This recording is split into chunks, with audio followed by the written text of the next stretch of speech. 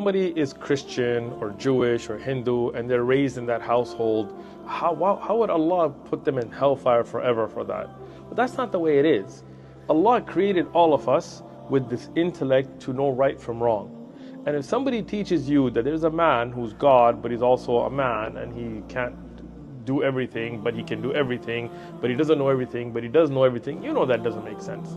It's not about trying to join a particular tradition or something, no. But Tawheed, the oneness of God, of the great Creator, is something ingrained into our fitrah, into our natural state.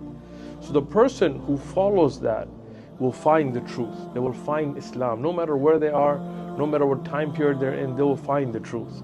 They will find that true belief if they want to follow it. And if they don't, if they leave the core purpose of their existence and worship other than their Creator, worship a man named Jesus or a monkey named Hanuman or a blue guy named Ram, then they have failed at the core concept that they were supposed to recognize in this life.